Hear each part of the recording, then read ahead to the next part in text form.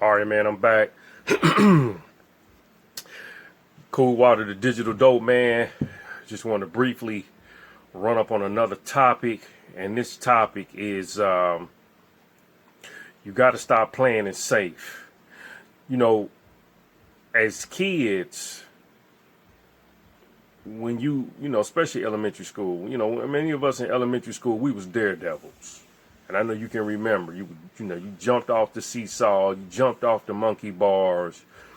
You would dive into the pool head first, knowing you couldn't swim. A lot of things that we did as in our youth that as we got older, we became reluctant to do. And we started trying to play it safe. I can remember elementary school, I fell off the banister. I don't remember. I think we might have been playing. But anyway, I know I hit my head, fell on the back of my head, and my cousin had to carry me into the school.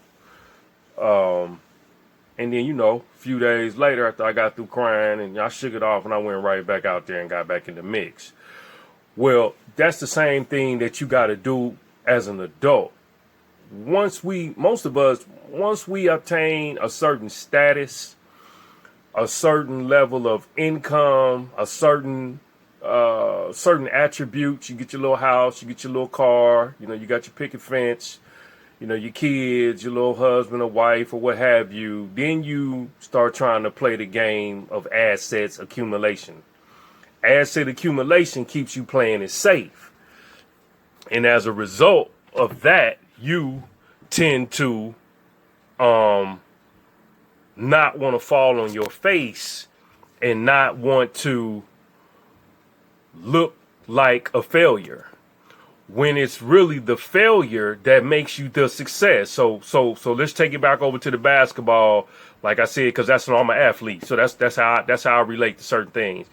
You take Michael Jordan, who missed most of his shots during the game. He was not as accurate a jump shot shooter as the numbers may say. He just took a lot of attempts. And then in the clutch, he had enough confidence in the clutch to take the last shot. Well, that's the same thing with you. You got to have enough nuts in the clutch to take the last shot. You understand what I'm saying? You got to have enough gumption and enough get up and go to take the last shot. Hence the reason many of you are not reaching your goals. One of the biggest issues we have is we don't really know how to set a goal. Somebody say, oh, I want to give me a new car. Okay, cool. And then, I'm going to do it about October. My birthday. That's one of them things that people, how we go about doing stuff. And then on top of that, you find yourself not really hitting the goals because you're not goal oriented, but you also are not failure oriented. Failure is not built into the process. You see what I'm saying?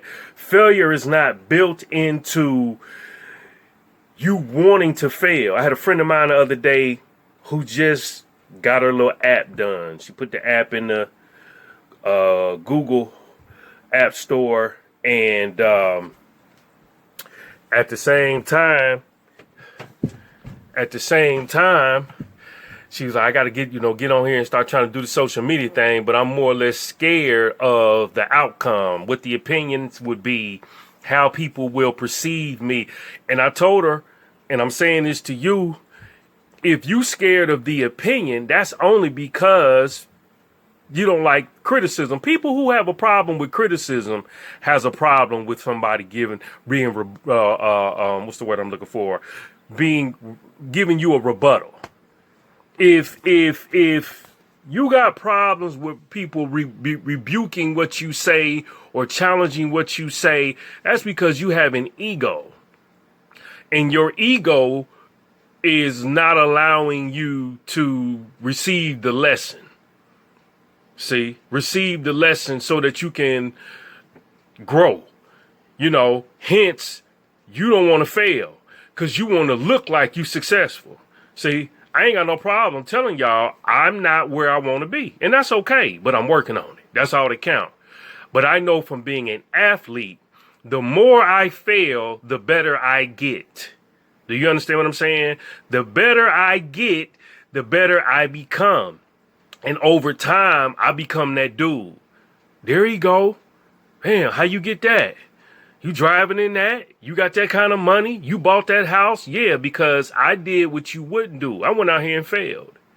See, I wasn't scared enough to stay in my place. So here I am, college graduate with a degree in education, right? Went and worked in the school system and started to trek up the career ladder, 40,000 plus.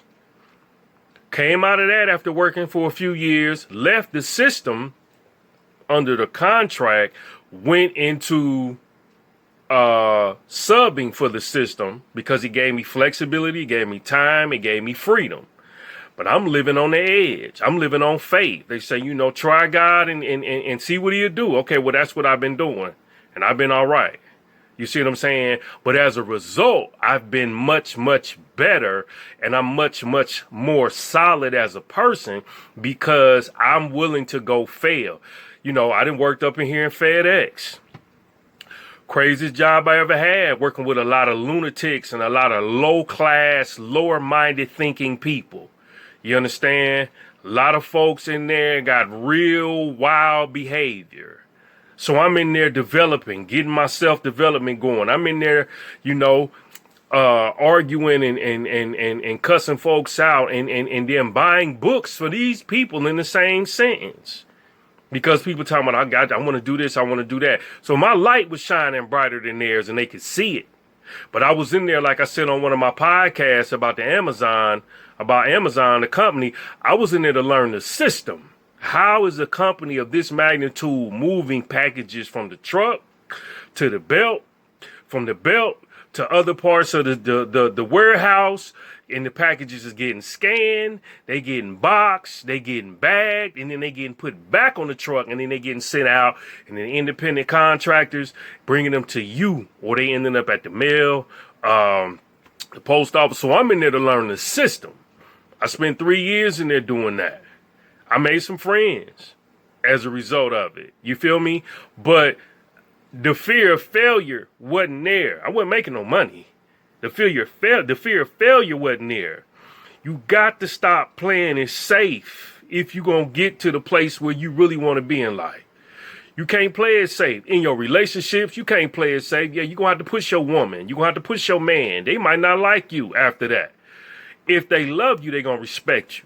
Because you took them out their comfort zone. See, people don't want to come out their comfort zone. People want to stay stagnant. So here now, the economy is bankrupt, right? I'm going to tell you again, it's bankrupt. Don't let them $1,200 checks fool you. And now businesses have been closed. So now the business owners got to do what? They got to reshift, rethink, reassess, reformulate. How do I go back into a mode where I can make income for myself, my family, my employees at the same time, right? And make a living off of all of that. Because now what? They've been knocked out their comfort zone. They was on the pedestal. Now they in failure mode. Okay, now they got to get in recovery mode. Everything is upside down. If you don't take risk, you will never see success. Period, point blank. If you don't take risk, you will never see success. Going to college, that was good. It was fun for me. I learned a lot. But what it did do for me that probably was bad is it made you complacent. Because it gave you a career, i.e. a job, i.e. a profession, and that was supposed to be your lifelong endeavor. I just thankfully, because I never had parents that really put that type of pressure on me, wasn't one of the type of people that would stay in his place. I didn't, I'm just not one of them guys that want to work a job for 40, 50, 60 years and get benefits and 401k. That don't turn me on. It doesn't move me like that. So I'm saying the same thing to you that you have to stop fearing failure. Failure is good. Fall on your face, grow, become the person you always wanted to become. You know what I'm saying? Get out your comfort zone. Do something different. Stop taking the same way home from work every day. You know what I'm saying? Stop laying on the same side of the bed every night. Stop brushing your teeth in the same, way. You start on the right side all the time. We'll start on the left. You feel me? All of these things. Try new food. Call somebody you ain't called that you really don't like that well, but y'all can have a conversation, but call them. All of those things take you out your comfort zone. You got to fail in order to be somewhat successful, and understanding how to move forward in that manner. One of the things that, has been good for me is I read a lot. And reading has made me mentally sharper and made me realize that there's some things that I need to do in order for me to really see the heights of my success in the manner that I want to see it. So, reading is not something that I grew up doing, but it's something I acquired over time. That was taking me out of my comfort zone, because that requires discipline. If you reading books, that requires discipline. You got to sit your ass down and do that. So take heed to what I'm saying, man. You got to fail to become successful. Jordan didn't get to be no star. He didn't start out like that. None of these athletes, none of these speakers, none of these businessmen, everybody had to hit a brick wall and fall on their face before they became the success that you see today. You got to do the same thing, man. It's Cool Water, the digital dope, man. Check me out. The blog is hiphopdead.com. Look for me at the home base site, thedigitaldopeman.com. Look for the podcast at Barroom Chats on Spreaker, SPREAKER.com. You can also find the podcast on the blog sites or the home base site. Peace and stay blessed, man. Holla.